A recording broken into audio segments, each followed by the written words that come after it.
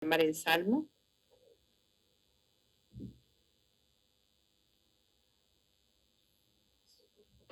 Sí, a ver, la primera pregunta es si se puede escoger a una persona del público, de la asamblea, para que lea las lecturas, siempre y cuando tenga tiempo para preparar la lectura y que sepa que lee bien y que sabe leer en público, creo que sí puede hacerse.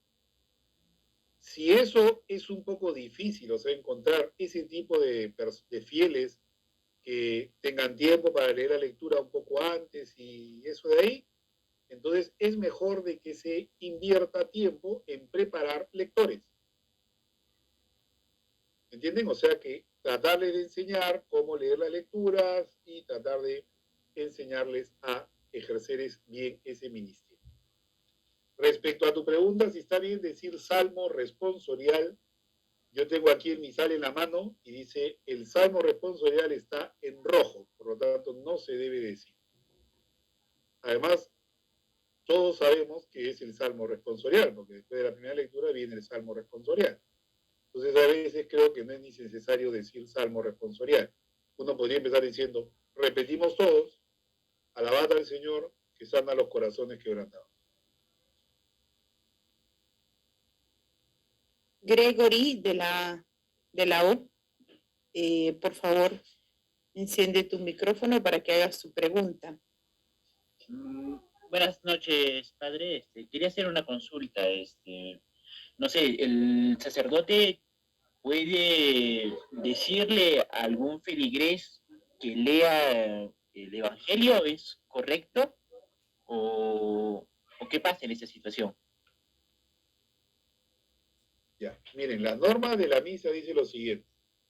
La primera lectura, el salmo, y la segunda lectura, cuando la hay, deben de ser proclamadas por un lector. El Evangelio, la proclamación del Evangelio se reserva a un ministro ordenado, que puede ser el diácono, cuando ayuda, colabora en la misa con un sacerdote, o el sacerdote que está celebrando la misa. Lo propio es que si hay dos concelebrantes, uno sea el que lea el Evangelio y que el otro proclame la homilía, normalmente. Pero si son dos sacerdotes tendrán que coordinar para ver quién lee el Evangelio. Pero el Evangelio está reservado a un ministro ordenado, no a un lector laico.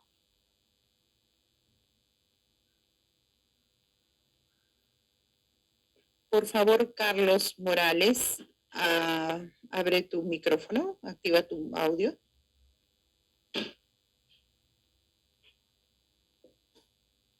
Buenas noches, Padre Juan Carlos. Interesante, la verdad, bastante interesante porque nos damos cuenta de la cantidad de, podría decirse, errores que se han cometido a la hora de proclamar muchas veces.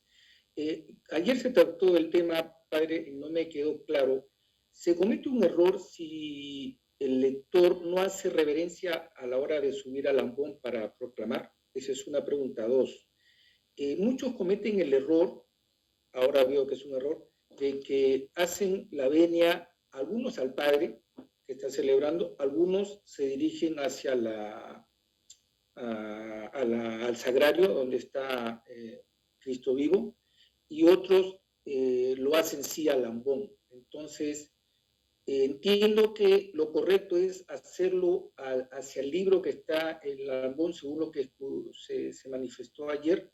¿Es un error hacer lo contrario o también se puede hacer? Esa sería la pregunta, padre. Gracias por la pregunta. A ver, como me hicieron la pregunta ayer parecida a la que usted estaba haciendo y yo no sabía, ahora he buscado en la ordenación general del misal romano. ¿No es cierto? Que es este libro de aquí que sacó la comisión hace algún tiempo. Bueno, he revisado la ordenación y en ningún sitio dice de que hay que hacer reverencia al libro cuando el lector se acerca a él. Yo también me he sorprendido, les cuento así con sinceridad. Incluso nosotros tenemos la costumbre de levantar el libro y decir palabra de Dios, ¿no? Ya. Eso tampoco lo menciona la ordenación general del misal romano.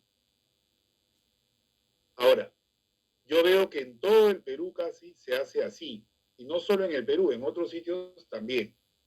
Entonces, lo que podríamos hacer es que de repente los obispos que lo normen y que eso sí podría ser una cosa que esté normada para el Perú de levantar el libro. En el tema de la venia, que en realidad se llama la inclinación, hay dos tipos de inclinaciones en la liturgia, la inclinación leve y la inclinación profunda. ¿Ya? A la que tú te estás refiriendo, cuando un lector se acerca a leer, a ver, yo lo dije ayer un poquito, miren, el centro del templo, no hay que perder eso de vista, ojalá que mañana me dé un poquito de tiempo para hablar un poquito también de los lugares litúrgicos. El centro del templo es el altar, porque el altar representa a Cristo, que es la piedra en la que se cimienta la iglesia. Entonces, si yo estoy caminando hacia el presbiterio, la inclinación leve debe ser al altar. ¿Ya?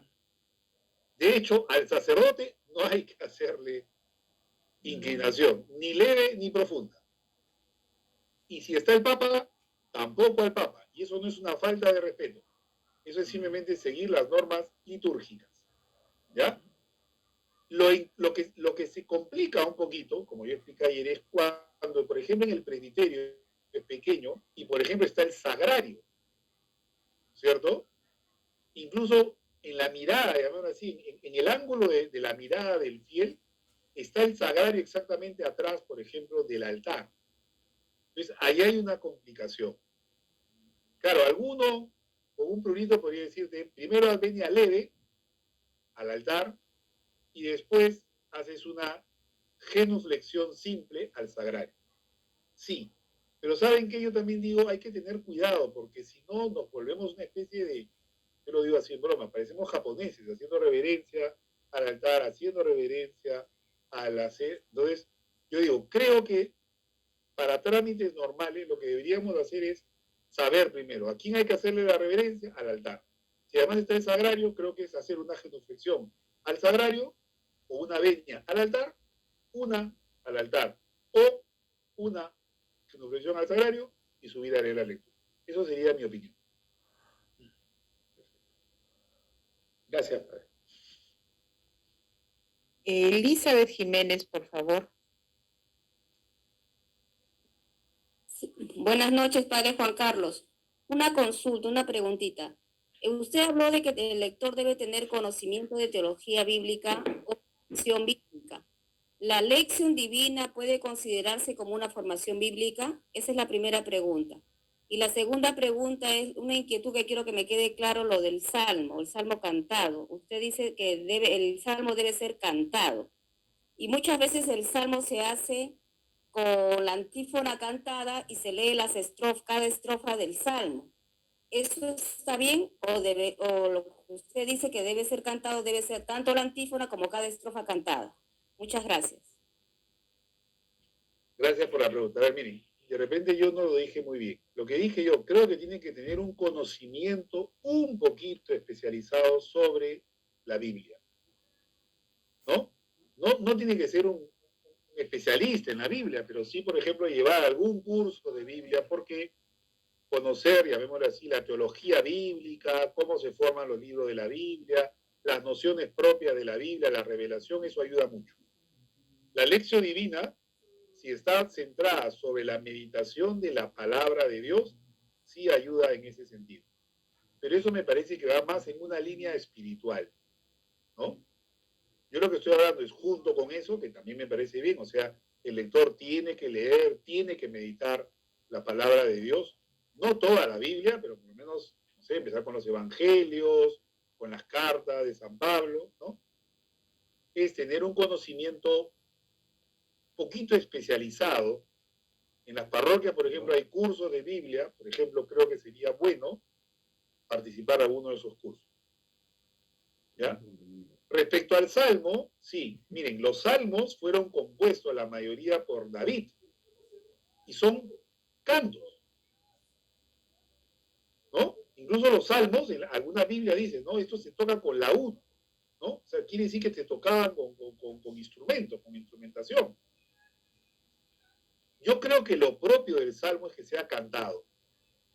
Pero cantado, hay veces se encuentra la complicación, no hay quien lo cante o no se sabe una tonada propia del salmo. Bueno, eso evidentemente hay que irlo preparando, ¿no? Hay algunos libros, por ejemplo, que ayudan a musicalizar los salmos, es decir, nos traen melodías ya, mejor dicho, salmos ya musicalizados, ¿no? Incluso nos dan un CD para escuchar la tonada. Todas esas cosas creo que habría que irlas implementando. Como lo voy a repetir, si hay alguna lectura que hay que cantar, eso es el salmo. ¿Ya? Y creo que suenan mucho mejor, ¿no? Que cuando es leído. Pero entiendo la dificultad. Hay una pregunta del chat, dice Mónica Romero. ¿Está impedido de ser lector o salmista un divorciado vuelto a casar, pero si bien no comulga, pero participa en la Eucaristía, de la Eucaristía? Sí, es una buena pregunta. Miren, como ustedes comprenderán, los que ejercen algún ministerio en la celebración litúrgica son de alguna manera, pues, rostros visibles un poco de la iglesia, ¿cierto?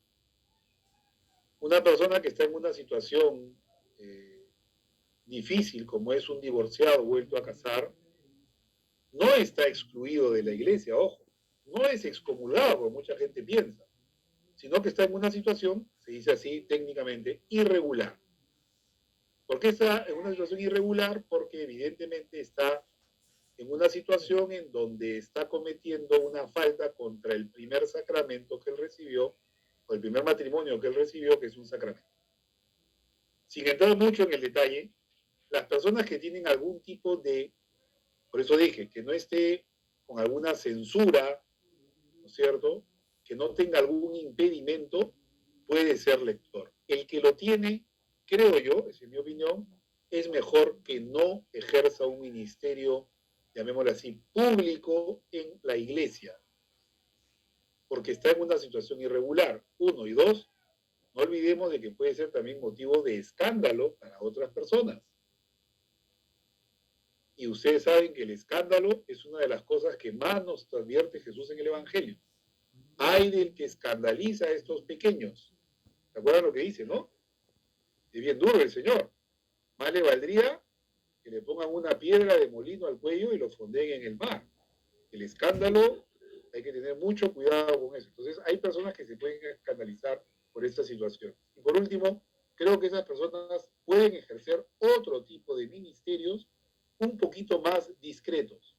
Lo que sí estoy convencido es que ellos no se pueden sentir que están fuera de la iglesia, ¿okay?, ni que no forman parte de la comunidad. Creo que sí pueden formar parte de la comunidad y hay que buscarles un lugar. Bien, Jesús Nájera, por favor, activa tu audio. Hola, padre, buenas tardes, buenas noches. Buenas noches, Jesús. Soy de Quito, soy seminarista, estoy a punto de recibir el ministerio de acolitado y presbiterado. La pregunta es, en el ambón, ¿cómo yo puedo decir la palabra de Dios si el padre dice que no se dice, digamos, de Evangelio según San Mateo?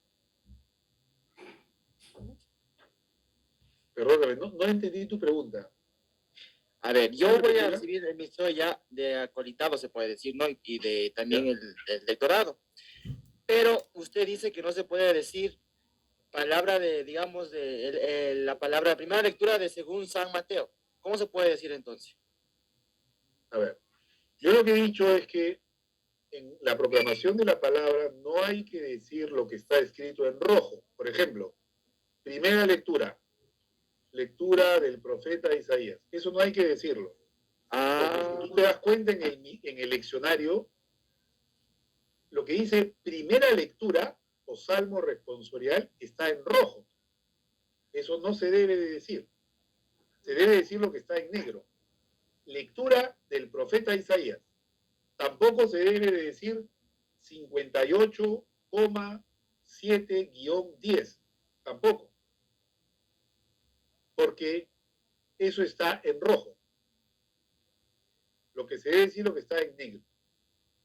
Cuando se proclama el Evangelio, el ministro ordenado sí tiene que decir lo que está en negro, y es lectura del Santo Evangelio según San Mateo.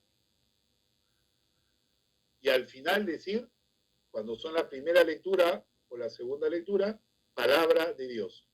Cuando se lee el Evangelio se concluye diciendo palabra del Señor, como una manera de distinguir la palabra de Jesús en el Evangelio de la palabra de Dios en los otros libros. No sé si te quedó más claro. Pienso que sí. Brenda Ramos, por favor. Buenas noches, Padre Juan Carlos, Sor Claudia y a todos. Mi pregunta esta vez es un poquito técnica y la voy a plantear con la siguiente situación. Estamos en una misa, está presente el monitor, el lector ya está ubicado en el ambón y existe una monición para las dos lecturas y otra para el Evangelio. Se va a proceder a proclamar la primera lectura. El lector espera a que el monitor termine la monición de la primera lectura y en esa monición, vamos a poner de ejemplo, lectura del profeta Isaías. En la monición, el monitor dice, en la primera lectura el profeta Isaías tanto, o peor aún, ¿no? Dice, ¿no? Habla y al final dice, escuchemos la lectura de Isaías. Entonces, mi pregunta es, el lector, ya que se ha mencionado al profeta Isaías en la monición, tiene que volver a decir, lectura del profeta Isaías o de frente ya procede con la lectura, con la primera lectura, porque ha habido un, no debate, pero ha habido diferentes opiniones con los sacerdotes que le he preguntado. Muchas gracias, Brenda, por tu pregunta. Sí, miren, ya que mencionamos las municiones son buenas siempre y cuando no dupliquen, en el caso de las lecturas, ¿ya? Ojo que monitum significa llamada de atención, alerta, ¿ya? Yo también estoy de acuerdo contigo que muchas veces las moniciones cuentan la lectura. Entonces uno dice, pero ¿para qué dice eso la monición si eso va a decirlo la lectura? Por ejemplo, voy a poner un ejemplo, ¿no? Dice, el profeta Isaías nos dice, o Dios llama al profeta Isaías en medio de una nube de humo con ángeles rodeando, y resulta que la lectura es la vocación de Isaías. Entonces uno dice, es que eso no es una buena monición. La buena monición sería que nos prepare para escuchar la palabra de Dios, que es lo importante. Ojo que la monición no es lo importante. Eso también tenemos que aprenderlo todos. Miren, todos los que participamos en la celebración litúrgica, tenemos que aprender una cosa. Lo importante no es lo que vamos a decir o lo que vamos a hacer. Lo importante es que eso presente de la mejor manera al que está atrás de todo, que es Jesús. Porque todos humanamente nos pasa, creemos que lo que tenemos que hacer es lo más importante de todo. Entonces el monitor cree que más importante es la monición que la lectura. Y el cantor cree que el canto es más importante que toda la misa. Entonces uno dice, cada uno tiene que entender cuál es su papel. El monitor simplemente nos tiene que llamar a alerta, nos tiene que ayudar a prepararnos a. Incluso creo que una buena monición no debe ni decir siquiera la lectura de Isaías que vamos a escuchar. No, porque eso ya lo va a decir el lector, que es al que le toca. ¿Me dejo entender? Entonces, el que debe decir de dónde está tomada la lectura, que ese es el sentido de la primera parte de la lectura del libro del profeta Isaías o lectura de la segunda carta del apóstol San Pablo a los Corintios, es el lector, no el monitor. Yo siempre digo, las moniciones cuanto más breves, mejor. Porque son como un incón nada más. Y ya. No tienen que hacer más. No sé si te queda claro.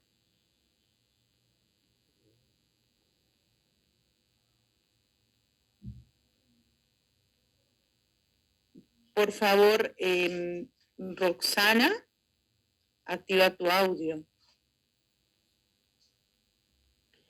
Buenas noches, padre. Buenas noches, hermana. Buenas noches a todos. Mis preguntas son las siguientes. En algunas oportunidades me ha tocado asistir a misas que se han celebrado, por ejemplo, en un hospital. Y el personal de esos hospitales les gusta, o sea, quieren participar, pero por ejemplo en la parte de la oración de los fieles o peticiones. Y a veces hacen las peticiones según lo que ellos quieren pedir, pero no llevan el orden que normalmente deben llevar. Por ejemplo, primero pedir por el Papa, por la Iglesia, etcétera, ¿no? Hasta donde tengo entendido. ¿Eso es factible? ¿Está bien? ¿No está bien? ¿Cómo se debe corregir? Uno, eso, y en la otra pregunta, también durante la misa, bueno, en mi parroquia nos han enseñado a que, por ejemplo, cuando se menciona al Papa, hay una parte que se menciona al Papa, se hace una pequeña venia, y al igual cuando se menciona a la Virgen María. ¿Eso está bien? ¿No está bien? ¿Se puede? ¿No se puede hacer? Gracias. Muy bien, mira, acá tengo justamente la ordenación general del misal romano. Dice, las intenciones normalmente deben seguir el siguiente orden. Las necesidades de la iglesia, los que gobiernan las naciones, los que padecen cualquier dificultad por la comunidad local. Eso es más o menos el orden que deben seguir las peticiones. Entiendo que en alguna oportunidad pues, puede haber un poquito de variación, etcétera, pero ese es más o menos el orden que deben de seguir. Y yo creo que las peticiones deben ser revisadas por el moderador de la sesión litúrgica. En el caso de una misa es el sacerdote. Eso es lo mejor, porque además, como yo decía el día de ayer, lex orandi, lex credendi, lo que se reza es lo que la iglesia enseña. El sacerdote debe revisar las moniciones, debe revisar las peticiones, por si acaso no haya algún error o una expresión mal dicha, él debería ser el primero en corregir. Respecto a lo que tú preguntas de las venias, ¿no es cierto?, de las inclinaciones leves, efectivamente, la ordenación también habla de ellas. Habla de que cuando hay una mención a la Santísima Trinidad o a las personas divinas, se debe hacer venia, simple. Cuando hay una mención a la Virgen, también. Al Santo del Día, también. No se menciona ni al Papa ni al Obispo. Eso es lo que dice la ordenación general del misal romano. Bien.